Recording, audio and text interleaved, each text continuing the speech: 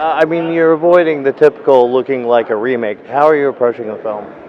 I think one on a character level is an important thing on a tone. Just the tonality of this movie is very different than the original. So that's one thing. Just visuals and world and visual effects and everything aside, which are drastically different. I wanted to make sure that the experience of it was different. I'm hoping that there's a grounded nature to it, that we feel that it's a bit more accessible to that character, that feels a bit more like an everyman than necessarily somebody who feels like a super spy from the beginning. I'm such a fan, loved Arnold in that role, and grew up with his movies and think he's just awesome. So one, I didn't want to replicate that or try to replace Arnold in any way. It would just be dangerous to do that, I think, and it's just impossible.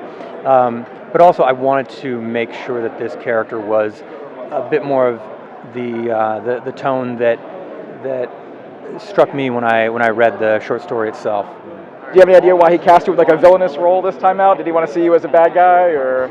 I think when he was writing the movie, he had me in mind for that. He likes me, thinks I'm good. I guess you guys have a good rapport on set. Are you just obligated to be in all his movies? Yeah, and I think he wanted somebody that he felt could pull off the very sweet wife and then turn into an evil psychotic bitch. And I, again, no idea why he thought of me for that.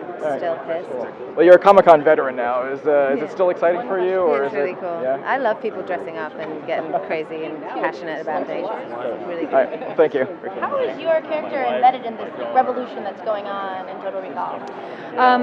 She's an integral part of the community of these sort of renegade soldiers, and she has a obviously convoluted relationship with Colin Farrell's character, and she's sort of the link for him to be involved with this sort of underground movement when he realizes that that's the people that he wants to be fighting with.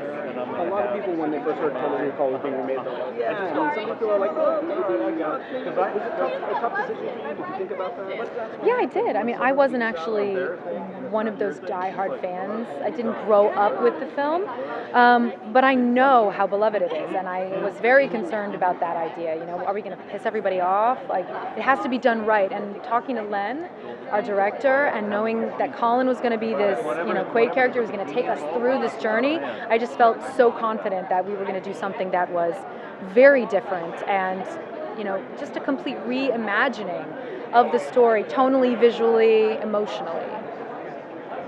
Have you seen it yet? I have seen a couple of versions, not with the full CG finished, but it's amazing. How many different versions are there of the movie? Well, it's not really versions, it's just, it's the same film, it's just this, a quarter of the CG is finished, now half of it's, now 3/4 of it, so you're getting to see the world that's created digitally really come to life, and it changes the viewing experience, so it's actually been kind of cool to see it in stages, but it is the same film. A lot of people in the future say that they wanted to see, by now they wanted jetpacks or flying cars. In the future, what's something that you want to see by the time we get to the Well, where the hell is the hoverboard? Ah. Where is it? I know, right? I mean, really? Wasn't that supposed to be here like 20 years ago? It was, yeah. Hoverboard, teleporting. Like I want the Star Trek. Beep, beep, gone.